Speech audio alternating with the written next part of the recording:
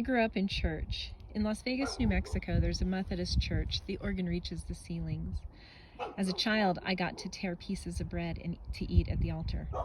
When my grandfather, we called him Poppy, passed away, the church was filled with more people than it could hold. They had a TV on in the basement so that mourners there could see the service.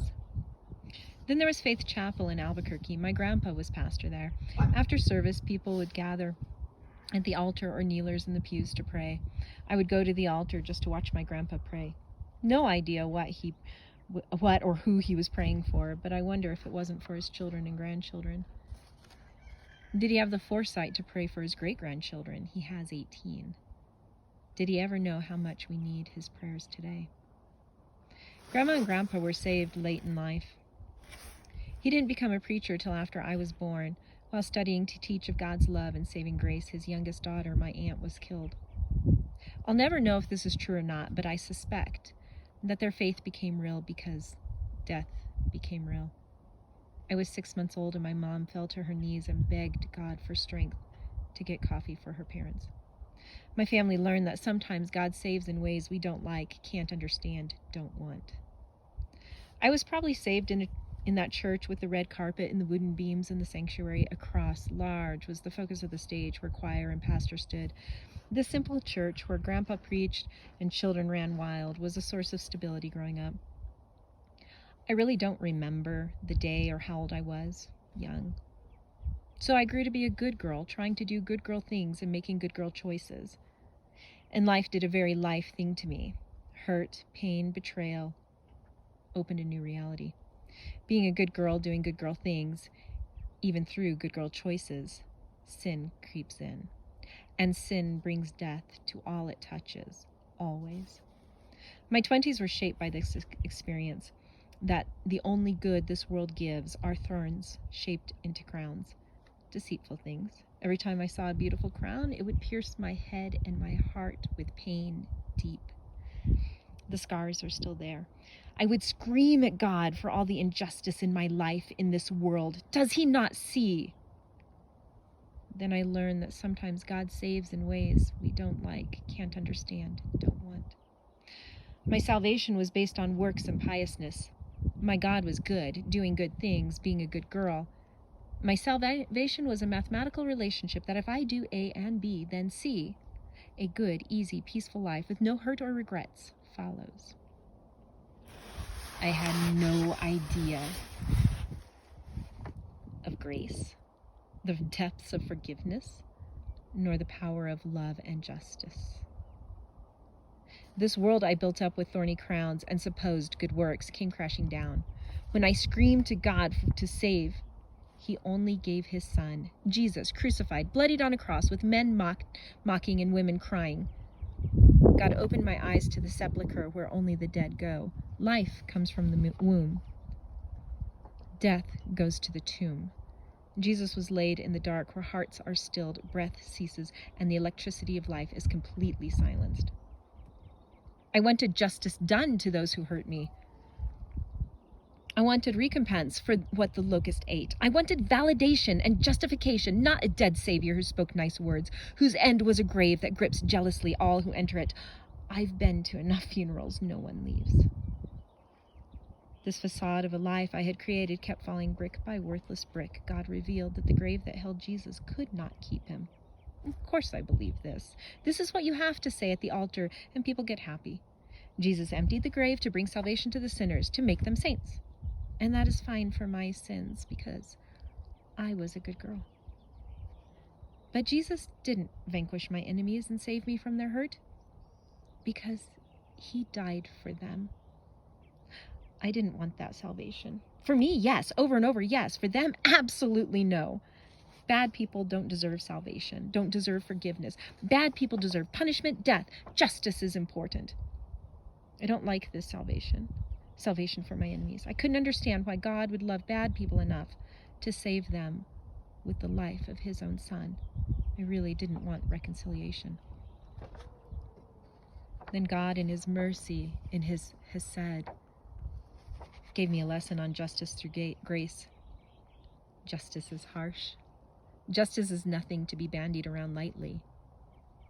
God introduces himself to Moses in Exodus as a God who is merciful, slow to anger, gracious, abounding in steadfast love and faithfulness. These are great.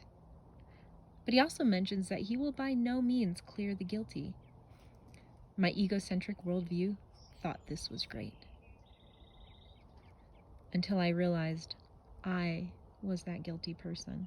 This God I had always assumed was my personal bodyguard was holy. What did I know of holy? Something set apart, perfect, good, sacred? I had no idea what this meant. And my eyes were opened. The Milky Way runs bright and strong on those nights at the ranch where city and pollution are non-existent. That crack in the earth in Arizona breaks wide and deep beyond human comprehension. The moon, bright and big, hangs like an ornament against a pale blue backdrop. The thought still takes my breath away. My baby's first felt flutter of life within me stilled time and space. I was in awe. The goodness of friends taking up my cross to help me down the path, and the opportunity to help them become space to breathe. None of these touch the holy of God, but are reminiscent of his glory. In his Hesed, God used these moments to humble my soul and my mind, to show me, like Moses, just a glimpse of him. I realize that I am not good, no matter all my trying. All my good I offered God was thorns in the shape of a crown, and I laid that down. My salvation was a process of breaking me, upending me, shattering me, to be remade by a holy God, to be reconciled by a holy sacrifice, to be retrained by a holy word. Jesus Christ came to live a good life and die a horrible death, so that I, in my bad life, could live for him as redeemed good. Jesus Christ came to lie in a grave for space and time. In that tomb, electricity of life began flowing. Breath filled lungs, and his heart beat. From this tomb came life. He came from the womb to die. He came from the tomb to life eternal. And only the foolish follow this Jesus. I am that foolish whose good was a thorny crown, whose life fell apart, whose knowledge is of no substance. But I do know Christ, beaten, buried, breathing again. I do know Christ, who took me and showed me grace, forgiveness, life. I do know Christ, whose path is narrow, hard, whose gate is difficult to find, whose reward is rich, real, resolute. Here, I am telling you that I serve a God who is bloodied on a cross, whose holiness hurts this world, whose resurrected life brings people to their knees.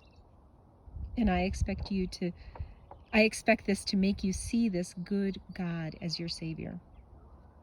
Following him will be difficult, but so sweet. Serving him will upend you, but you will be completely whole. Worshiping him will change all your notions, but will give you peace. I am asking you to consider being foolish for the wisdom of the one who knows the past and future and your own heart. I like to go on hikes here in my desert land.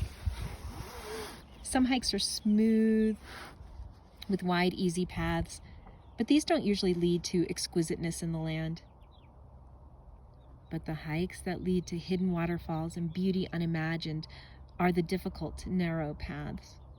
Those paths are worth every labored breath, and worth every challenging obstacle, and worth every effort to see those nuggets of glory. I am asking you to consider leaving the wide path that is easy to walk, but leads to a wide gate that opens only and always to destruction. I am asking you to walk the narrow, difficult path, to go through that narrow gate and live abundantly. Jesus is no easy Savior. He is dangerous, but full of grace, mercy, love, forgiveness, justice. Jesus means the world to me.